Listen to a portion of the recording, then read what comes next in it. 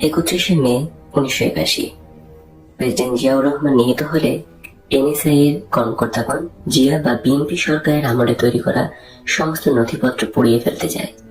কিন্তু যেই মুহূর্তে নথিপত্রে অগ্নিসংযোগ করতে যাবে ঠিক সেই মুহূর্তে উপরাষ্ট্রপতি বিজয়প্রতীক সত্তার অস্থায়ী রাষ্ট্রপতি পদে অধিষ্ঠিত হন, অর্থাৎ বিএনপি সরকারই টিকে যায়। ফলে এনএসআই কর্মকর্তাগণ নথিপত্র পুড়িয়ে না ফেলে আবারও তা সংগ্রহশালায় যত্ন করে তুলে রাখেন। উপরাষ্ট্রপতি সত্তার অস্থায়ী রাষ্ট্রপতি হলেও মূলত ক্ষমতা চলে যায় সেনাবাহিনী প্রধান হুসেইন মোহাম্মদ এরশাদের হাতে। সেই সুবাদে জেনারেল এরশাদ বিচারপতি সত্তারকে অস্থায়ী রাষ্ট্রপতি পদে রেখে এনএসআই এর নথিপত্রগুলো খুঁটিয়ে খুঁটিয়ে দেখে। এনএসআই এর নথিপত্রে জিয়াউর রহমান বা বিএনপি সরকারের বিরুদ্ধাচরণকারীদের তালিকায় জেনারেল এরশাদের নামও ছিল। ফলে জেনারেল এরশাদ ক্ষমতায় এসে প্রথমেই এনএসআই থেকে হাফিজুর রহমান লস্করদের ছেটিয়ে বিদায় করে। আর সেই কারণেই এবং নগদ অর্থের বিনিময়ে হাফিজুর রহমান লস্কর জেনারেল এরশাদ এবং তার সামরিক শাসনের পতনের যে কোনো প্রস্তাব বা প্রক্রিয়ায় সামিল হন। আর্ম পুলিশের কোম্পানি কমান্ডার হাফিজুর রহমান লস্করের সঙ্গে ছাত্র আন্দোলনের নামে ছাত্র হত্যার নীল নকশা চূড়ান্ত হয়। নীল নকশা অনুযায়ী যে কোনো রকমের ছাত্রদের একটা মিছিল বাংলা একাডেমির দক্ষিণে কার্জন হলের উত্তরে, শিশু একাডেমির পশ্চিমে দোয়েল চত্বর পর্যন্ত নিয়ে আসতেই হবে। বাকি কাজ আর্ম পুলিশ সেরে ফেলবে। অর্থাৎ আমাদের দায়িত্ব ছাত্রদের একটা মিছিল দোয়েল চত্বর পর্যন্ত নিয়ে আসা। তারপর সেই মিছিলের উপর গুলি চালিয়ে ছাত্র হত্যার দায়িত্ব আর্ম পুলিশের কোম্পানি কমান্ডার হাফিজুর রহমান লস্করের।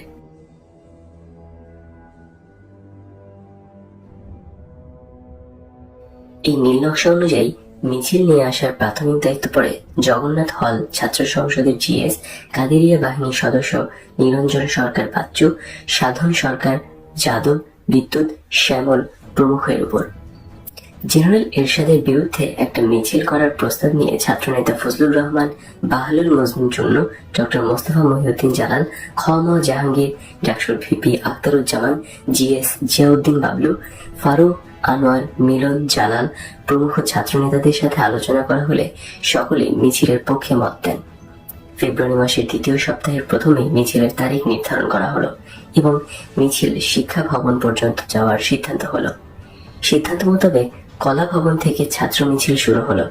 এদিকে শিশু একাডেমির কাছে আর্ম পুলিশ নিয়ে মিছিলে গুলি করে ছাত্র হত্যার জন্য পূর্ণ প্রস্তুতি নিয়ে হাফিজুর রহমান লস্কর চাতক পাখির মতো অপেক্ষা করতে থাকলো। কিন্তু কিছুতেই মিছিলকে কলা ভবনের আশপাশের বাইরে দেয়া গেল না।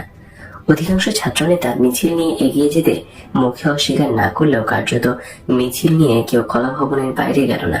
ফলে নীল নকশা ভেস্তে যাওয়ায় আমরা উত্তেজিত হয়ে ছাত্র নেতাদের লাঞ্ছিত করলাম এবং কোনো কোনো ছাত্রনেতাকে শারীরিকভাবে আঘাত করলাম। আবার ছাত্র মিছিলের নতুন তারিখ নির্ধারিত হলো। আগামী 14 ফেব্রুয়ারি 1983 পয়লা ফাল্গুন ছাত্র মিছিল হবে এবং মিছিল শিক্ষা ভবন অভিমুখে যাওয়ার সিদ্ধান্ত হলো। 12 ফেব্রুয়ারি 1983 সকাল 8টায় 14 নং মিরপুর আর্ম পুলিশের হেডকোয়ার্টারে এনএসআই এর সাবেক কর্মকর্তা, পুলিশের সিনিয়র এসপি, আর্ম পুলিশের কোম্পানি কমান্ডার হাফিজুর রহমান লস্করকে আগামী 14 ফেব্রুয়ারি ছাত্র মিছিলের চূড়ান্ত কর্মসূচি অবহিত করা হলো এবং 13 ফেব্রুয়ারি রাত 8টায় হাফিজুর রহমান লস্করের মিরপুরের 2 নম্বর বাসায় আগামীকাল 14 ফেব্রুয়ারি সকাল 10টায় যে কোনো কিছুর বিনিময়ে ছাত্র মিছিল শিশু একাডেমি পর্যন্ত নিয়ে যাওয়ার কর্মসূচি নিশ্চিত করা হলো এবং নগদ অর্থ প্রদান করা হলে তিনিও ছাত্র হত্যার জন্য প্রস্তুত বলে চূড়ান্তভাবে জানান। রাত 11টায় ঢাকা বিশ্ববিদ্যালয়ের জগন্নাথ হলের অ্যাসেম্বলি বিল্ডিং এ ছাত্রনেতা নিরঞ্জন সরকার বাচ্চুর রুমে সর্বশেষ গোপন বৈঠক হয়।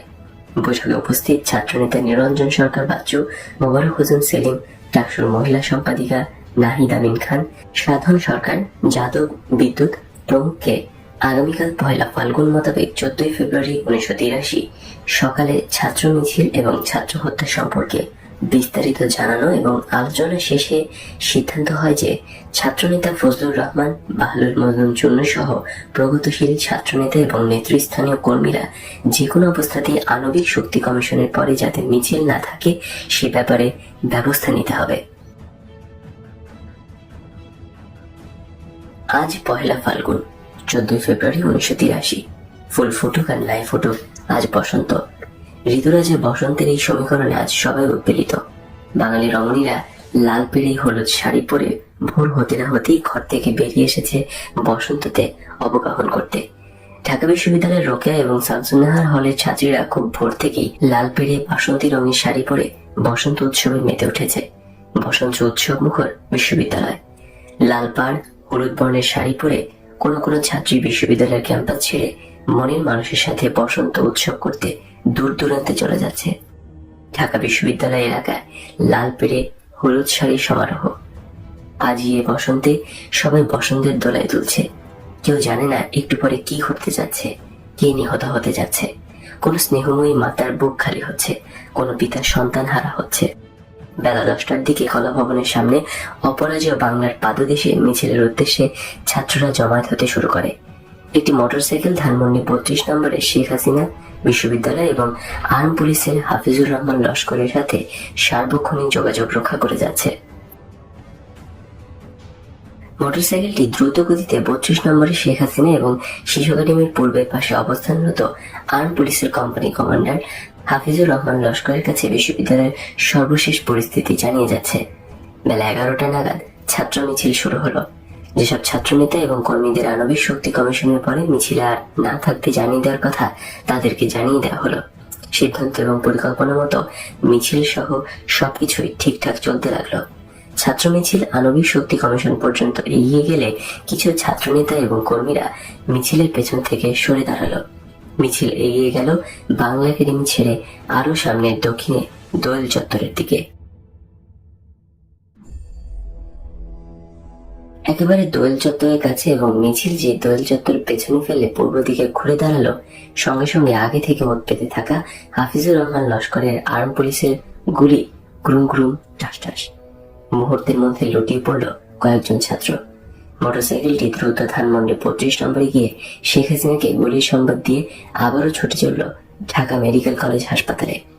ইতিমধ্যে ছাত্ররা হাসপাতালের ইমার্জেন্সিতে গুলিবিদ্ধ ছাত্রদের নিয়ে এসেছে। গুলিবিদ্ধ ছাত্রদের মধ্যে জয়নাল ও জাফর শেষ নিঃশ্বাস ত্যাগ করে পৃথিবী ছেড়ে পরকালে চলে গেছে। জয়নাল ও জাফরের মায়ের কোল খালি হয়েছে, শূন্য হয়েছে পিতার বুক। নীল নকশা বাস্তবায়িত হওয়ার চূড়ান্ত সংবাদ নিয়ে মোটরসাইকেলটি চলে গেল ধানমন্ডি 32 নম্বরে। দুজন ছাত্র হত্যার সফলতার সংবাদটি শেখ হাসিনাকে দিয়ে মোটরসাইকেলটি ফিরে এলো বিশ্ববিদ্যালয়ে। বিশ্ববিদ্যালয়ে শোকের ছায়া নেমে এসেছে। থেমে গেছে পয়লা ফাল্গুনে বসন্তের উৎসব। তারা ছাত্রদের নিহত সাথী জাফর এবং জয়নালের লাশ কলা ভবনের অপরাজেয় বাংলার পাদদেশ ঐতিহাসিক বটতলায় নিয়ে এসেছে। বিকাল 3টায় জানা যায় এবং শোকসভার কর্মসূচিটা 32 নম্বর দিলে দুপুর 2টা নাগাদ বঙ্গবন্ধু কন্যা শেখ হাসিনা বিশ্ববিদ্যালয়ের বটতলায় আসেন এবং তার দীর্ঘ প্রতীক্ষিত নিহত ছাত্রদের লাশ দেখে রুমাল দিয়ে চক্ষু মোছার ভাব করতে করতে কোনো কর্মসূচি না দিয়ে বিশ্ববিদ্যালয় এলাকা ত্যাগ করেন।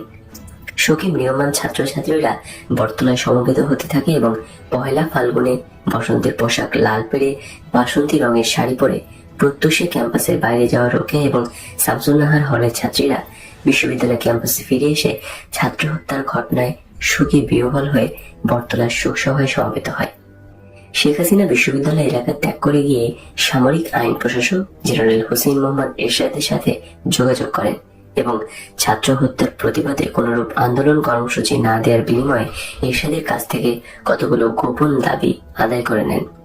ছাত্র হত্যার প্রতিবাদে আন্দোলনের কর্মসূচি দেওয়া হবে না এই মর্মে শেখ হাসিনার কাছে থেকে নিশ্চয়তা এবং আশ্বাস পাওয়ার পর জেনারেল এরশাদ সমগ্র বিশ্ববিদ্যালয় এলাকার চতুর্দিক থেকে নজিরবিহীন পুলিশি এবং মিলিটারি হামলা চালায়। পুলিশের চতুর্দিক থেকে সাঁড়াশি হামলার মুখে ছাত্র হত্যার প্রতিবাদে বটতলায় অনুষ্ঠিত জানাজা এবং শোক সভায় সমবেত ছাত্রছাত্রীরা দিক বিদিক জ্ঞান শূন্য হয়ে দৌড়াতে থাকে। কিন্তু যেদিকে দৌড়ায় সেদিকেই পুলিশের এবং আর্মির বেধড়ক মার। নিমিষের মধ্যে বটতলার হাজার হাজার স্যান্ডেল জুতা পড়ে থাকা ছাড়া কোনো মানুষের চিহ্ন থাকে না। জাফর এবং জয়নালের লাশ দুটি অতি কষ্টে ছাত্ররা ধরাধরি করে সূর্যসেন হলে নিয়ে যায় এবং সূর্যসেন হলের গেটের ভেতরে তালা লাগিয়ে বন্ধ করে দেয়। হলের রুমের ভেতরে ছাত্র শিক্ষক কর্মসূচি আর হলের আঙিনা সহ সারা বিশ্ববিদ্যালয়ে শুধু পুলিশ আর সেনাবাহিনী। মুহূর্তের মধ্যে পুলিশ আর আর্মি হলের কেচি গেট ভেঙে রুমের মধ্যে প্রবেশ করবে। অবস্থা বেগতিক দেখে মোটরসাইকেল আরোহী সূর্যসেন হলের দোতলা থেকে 1 লাফ দিয়ে পড়ল হলের আঙিনায়। আর অমনি শকুনের দল যেমনি মরা গরু ঘিরে ধরে খায়, তেমনি পুলিশের দল মোটরসাইকেল আরোহীকে ঘিরে ধরে পেটাতে লাগলো।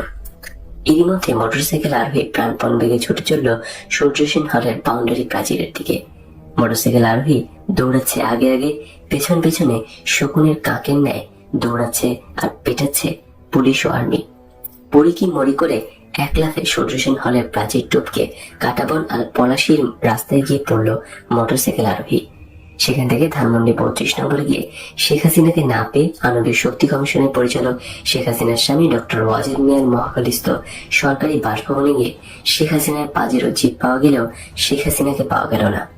শেখ হাসিনার প্রিয় এবং বিশ্বাসী বাবুর্চি রমাকান্তর কাছ থেকে জানা গেল তিনি কাউকে সাথে না নিয়ে অপরিচিত একটি প্রাইভেট কারে অপরিচিত একমাত্র চালক আরোহীর সাথে বোরকা পরে অজ্ঞাত স্থানে চলে গিয়েছেন। এদিকে বিশ্ববিদ্যালয়ের হলগুলোর গেট এবং দরজা ভেঙে পুলিশ এবং মিলিটারি বিশ্ববিদ্যালয়ের শিক্ষক, কর্মচারী এবং ছাত্রদের বেধড়ক মারপিট এবং গ্রেপ্তার করে সারা রাত খোলা আকাশের নিচে বসিয়ে রাখে এবং নিহত ছাত্র জাফর এবং জয়নালের লাশ নিয়ে যায়।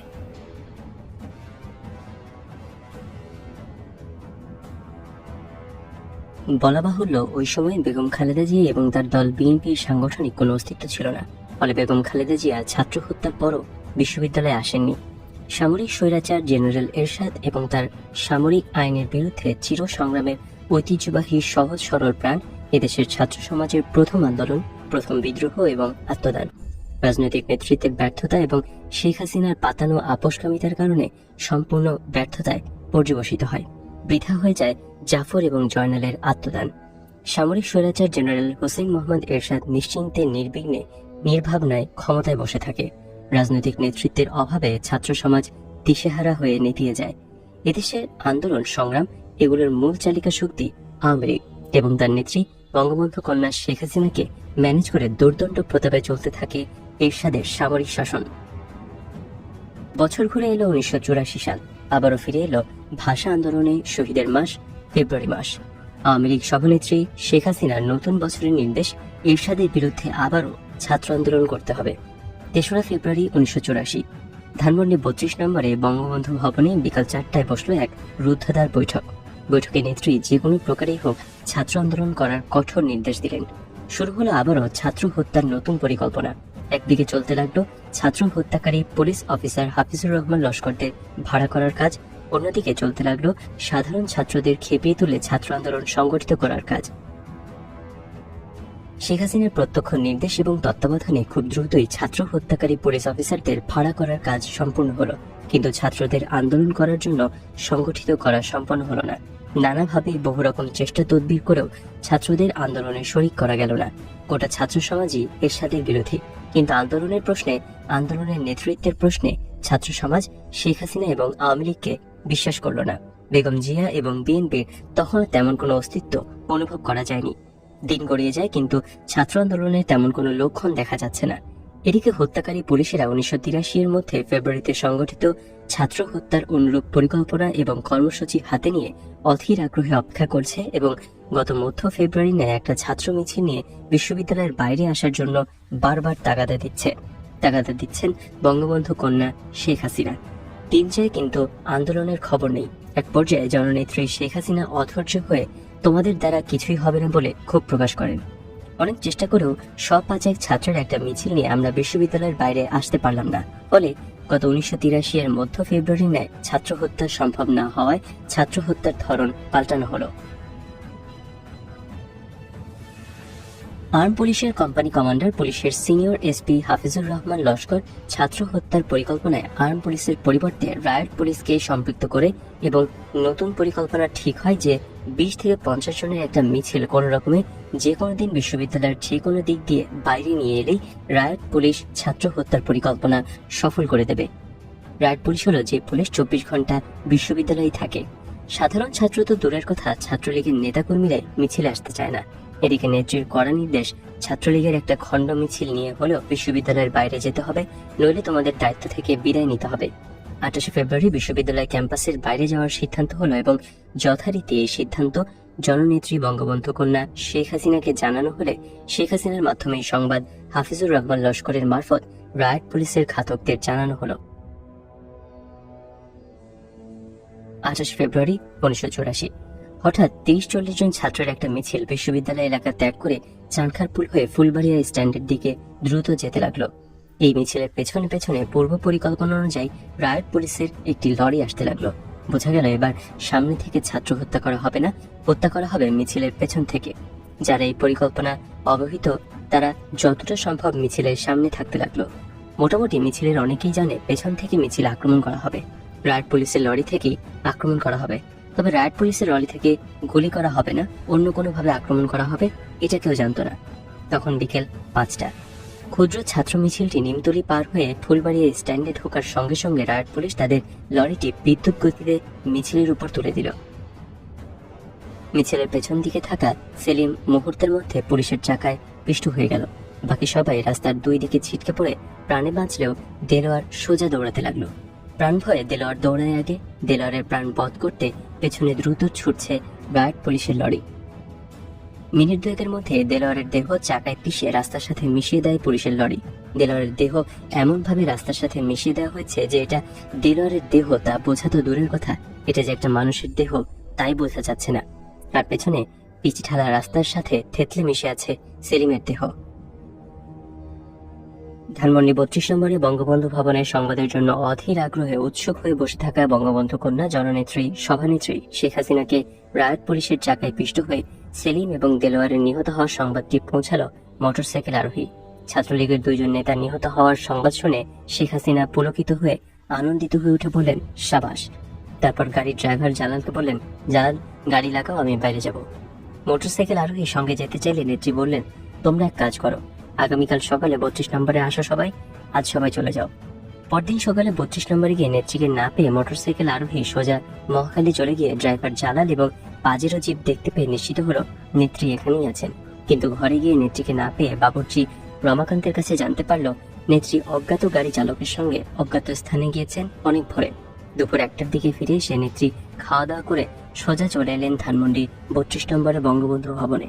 ছাত্রলীগের বেশ কিছু নেতা বিকাল 3টায় ধানমন্ডি 32 নম্বরের বঙ্গবন্ধু ভবনে এসে সভানেত্রী শেখ হাসিনার কাছে ছাত্রলীগ নেতা সেলিম এবং দেলোয়ারকে পুলিশের লরির চাকায় পিষ্ট করে নির্মম এবং নিষ্ঠুরভাবে হত্যা করার প্রতিবাদে সামরিক একনায়ক স্বৈরাচারী এরশাদের বিরুদ্ধে তীব্র আন্দোলন করার কর্মসূচি চাইলে সভানেত্রী শেখ হাসিনা এই বলে ছাত্রনেতাদের সান্ত্বনা দেন যে আমাদের মূল শত্রু জিয়াউর রহমান এবং তার দল বিএনপি।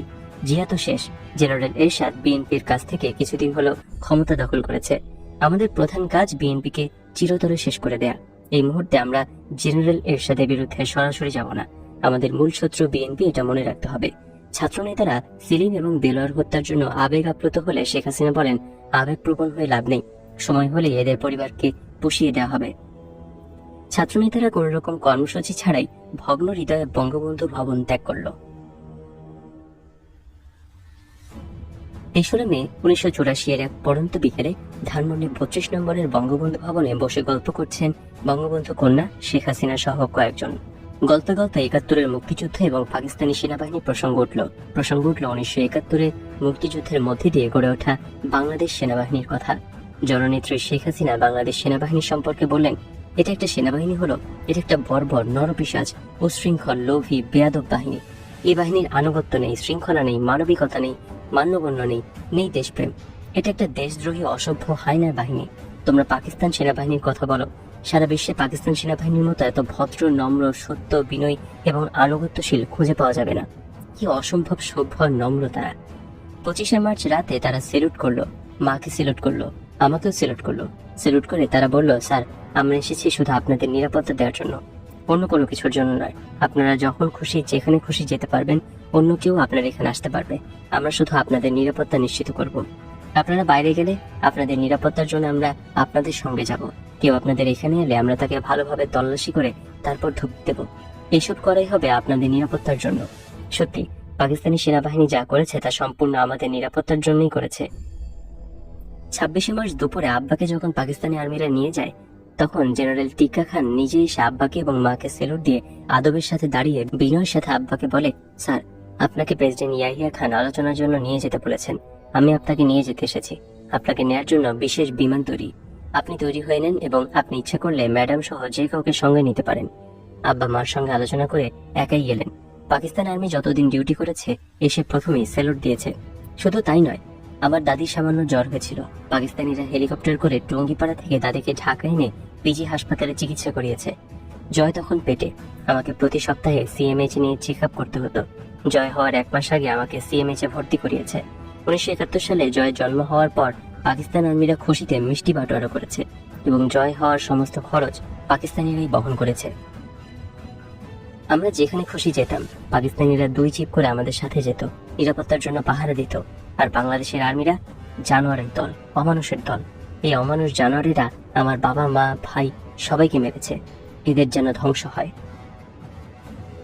1986 সালের শুরু থেকে বঙ্গবন্ধু কন্যা শেখ হাসিনা আবারও ছাত্র আন্দোলনের জন্য নতুন করে তাগিদ দিতে থাকলেন।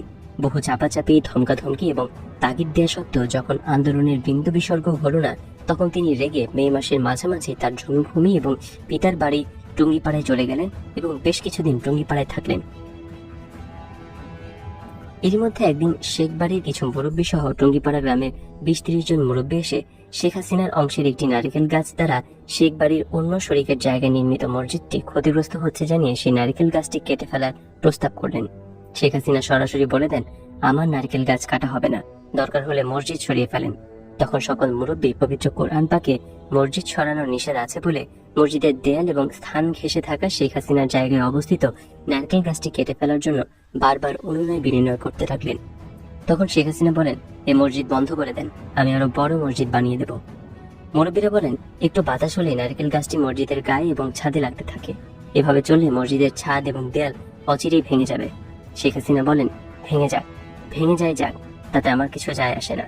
আপনারা লক্ষ বছর কান্নাকাটি করলেও ওই নারিকেল গাছ কাটবো না। 1984 সালে 28 ফেব্রুয়ারি ছাত্রলীগ নেতা সেলিম এবং দেলোয়ার নিহত হওয়ার পর বঙ্গবন্ধু কন্যা জননেত্রী শেখ হাসিনা যার পণ্যের চেষ্টা করেও আর ছাত্র আন্দোলন করতে পারলেন না। এতবছরে সামরিক স্বৈরাচার জেনারেল হোসেন মোহাম্মদ এরশাদ পাকাপোক্তভাবে রাষ্ট্রীয় ক্ষমতাকে নিজের সম্পূর্ণ নিয়ন্ত্রণে নিয়ে নেন। যদিও এরই মাঝে নিঃশব্দে নীরবে বেগম জিয়ার নেতৃত্বে বিএনপি উল্লেখযোগ্য একক রাজনৈতিক শক্তিতে প্রতিষ্ঠিত হল। এরশাদ তার ক্ষমতাকে নিরঙ্কুশ করিয়ে 1986-তে সংসদ নির্বাচনের ঘোষণা এবং প্রস্তাব দেন। এরশাদের প্রস্তাবিত সংসদ নির্বাচনে অংশগ্রহণ করা না করার বিষয় নিয়ে দেশের রাজনৈতিক মহলে এবং নেতাদের মধ্যে ব্যাপক আলাপ আলোচনা শুরু হলে বেগম খালেদা জিয়া এবং তার দল বিএনপির পক্ষ থেকে এরশাদের নির্বাচনী ফাঁদে পা না দিয়ে এরশাদ হটাও আন্দোলন করার প্রস্তাব দেয়। তখন শেখ হাসিনার সাথে গুলশানের জনৈক ব্যবসায়ী এসআই চৌধুরী গুলশানের বাসায় তৎকালীন ডিজিএফআই এর ব্রিগেডিয়ার মাহমুদুল হাসানের সাথে গোপন বৈঠক হয়। ব্রিগেডিয়ার মাহমুদুল হাসান জেনারেল এরশাদের পক্ষ থেকে ব্যক্তিগতভাবে শেখ হাসিনাকে নির্বাচনে অংশগ্রহণ করার অনুরোধ করেন এবং নির্বাচনে সকল ব্যয়ভার বহন করার প্রতিশ্রুতি দিলে শেখ হাসিনা আন্দোলনের অংশ হিসেবে নির্বাচনে অংশগ্রহণ করার পক্ষে মত দেন। এই পরিস্থিতিতে দেশের বামপন্থী রাজনৈতিক নেতৃবৃন্দের, বিশেষত কমিউনিস্ট পার্টির প্রয়াত সাধারণ সম্পাদক কমরেড ফরহাদের প্রচেষ্টায় বেগম খালেদা জিয়া এবং শেখ হাসিনার মতপার্থক্য এই কৌশলে কমিয়ে আনা হয় যে নির্বাচনে শুধুমাত্র 2 নেত্রী ছাড়া কেউ দাঁড়াবে না। অর্থাৎ বামপন্থী নেতৃবৃন্দ বেগম জিয়াকে এটা বোঝাতে সমর্থ হন যে বেগম জিয়া এবং শেখ হাসিনা দুজনে 150-300 আসনে নির্বাচনে দাঁড়াবেন, আর বাকি সবাই মিলে 2 নেত্রীকে 300 আসনে জিতিয়ে দেবেন। তাহলে গণতান্ত্রিকভাবে নির্বাচনের মাধ্যমে সামরিক স্বৈরাচার জেনারেল এরশাদকে ক্ষমতাচ্যুত করা যাবে এবং তাতে করে রাজনৈতিক দলসমূহের মধ্যে বিভেদ এবং অনৈক্য সৃষ্টি হবে না।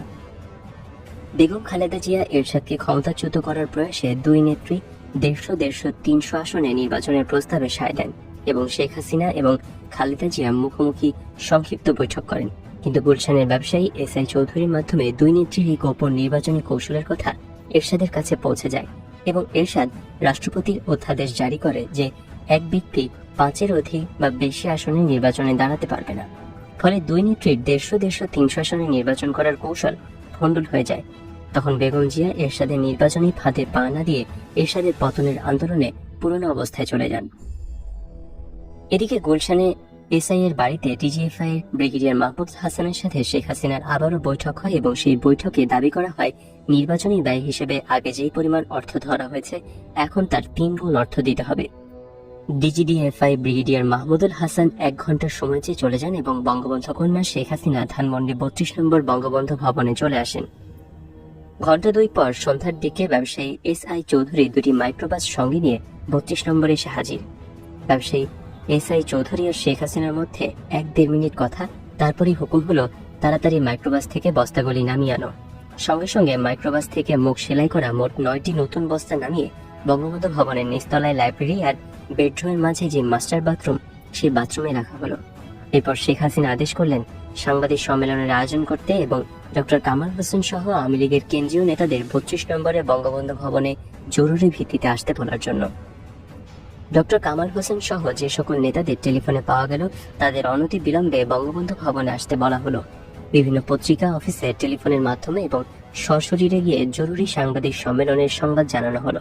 সাংবাদিক সম্মেলনের বিষয়বস্তু সম্পর্কে সাংবাদিকদের কিছু জানানো সম্ভব হলো না। শুধু বলা হলো জরুরি এবং খুবই গুরুত্বপূর্ণ সাংবাদিক সম্মেলন।